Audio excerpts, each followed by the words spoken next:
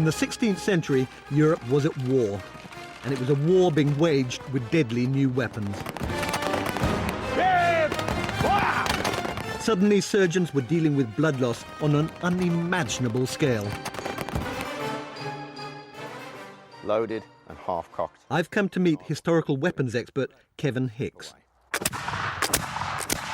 He's going to demonstrate for me the weapon responsible for all the bloodshed. The musket.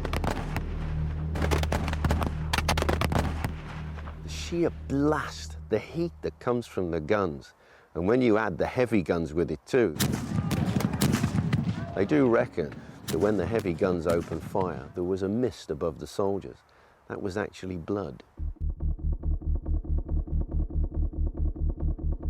I want to see the sort of damage a musket can do. Instead of a man, I'm going to shoot 20 pounds of dead pig. Right, great, moment of truth. I've never done this before. This one here. Right, fire at will. Okay. Woo! Can I have another go?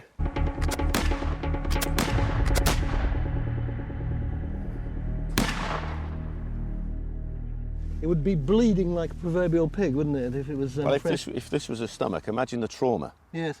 The entire intestines, there's a hole through them, they're leaking anyway. But imagine the punch. You know what it's like when somebody punches you in the stomach? Yeah. Well, that's an express train hitting you in the stomach. Let's see what's happened on the other side. Right, some holes here. Bleeding heavily, the soldiers would have been dragged off the battlefield to have the bullet extracted. First thing they had to do was put their finger in to find out where it was, but we Right. can feel that Feel one, it, can't you? yeah. Yeah, I'll brace it for you. Look at that. Fantastic. And you've got one going right through there. Yep. It's actually blown the vertebrae straight out. Right, that kidney didn't enjoy it, did it? And with these terrible wounds came terrible blood loss. For centuries, surgeons had used hot irons to cauterize wounds. But with gunshots, it was felt that something more sophisticated was needed. So they came up with this: boiling oil.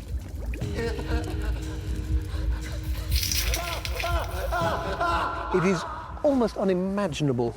Think about it, you've just been shot in the leg, the thigh, in the upper arm, and then a battle surgeon comes along and they pour boiling oil into your wound. No wonder so many of them died. Change, when it came, did via a Parisian barbershop.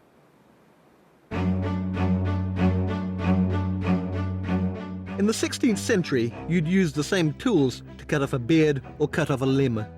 And you'd often go to the same person for both. To a barber surgeon like Ambroise Pare.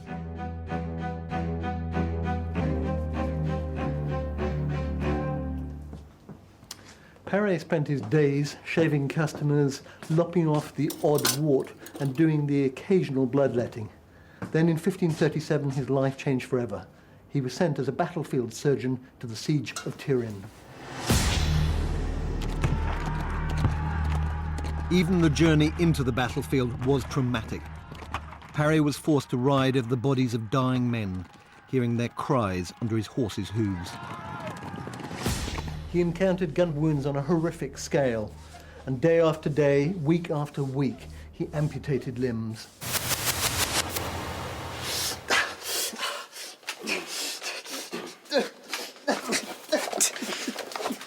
Amputation was enormously risky.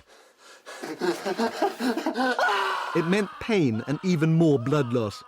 Pare's patients frequently bled to death before he could boil up the cauterizing oil. To be honest, it doesn't sound like Pare was a natural surgeon. He was horrified by everything he saw. But his lack of enthusiasm for pain and bloodshed may well have been what drove him to find another way.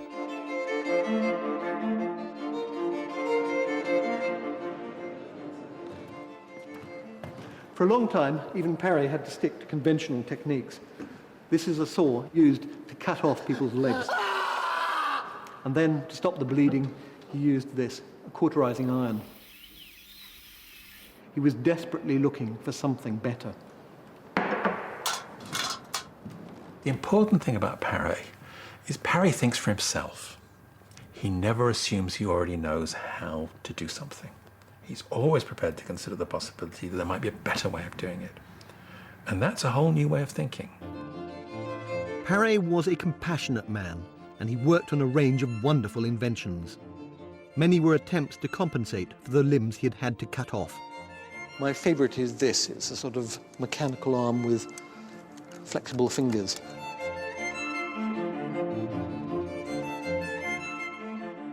But in the end, the solution to the real problem, blood loss, was something incredibly simple. A piece of thread. This is called a crow's beak. It's actually one of his inventions. What he did is he would clamp off an artery with this end. Then he would get a fine silk thread and tie off the artery.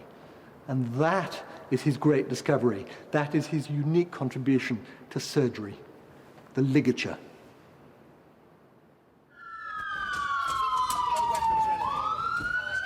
The ligature had been used by the Arabs 500 years before, but it wasn't used in Europe until Pare put his new invention into action on the battlefield. I want to show you just what Pare had to contend with, and we're going to do it in here. It's pretty gruesome. Hi there, Ben. Not yet, not yet. We've got an actor here, and I think a very, very realistic injury there. He wouldn't have bothered having a gown on, but I'm expecting quite a bit of splatter. Right, you ready to perform? This is the modern-day equivalent of Pare's crow's beak, and this is a ligature. He would probably have used silk. Right, OK, so we've just chopped the leg off and we're ready to go. Go. Right. Oh, nice. Right. So I'm trying to locate the artery, which is somewhere down here. If Ben's injury were real, a litre of blood would be pumping out of his leg every 60 seconds. At that rate, he'd be dead in less than 5 minutes. That's it. Hold him down. You're doing very well. Right. Right over left and under. Left over right and under. Well done.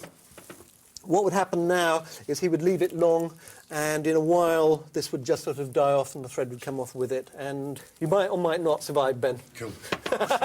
Thank you. I've done a few times here. Are you still bleeding? So Pare had invented the ligature. You'd imagine it would have taken off immediately, but in fact 100 years later surgeons were still using boiling oil and cauterizing wounds. It was not the first time that surgeons were slow to adopt something so obviously beneficial to their patients. Nor would it be the last.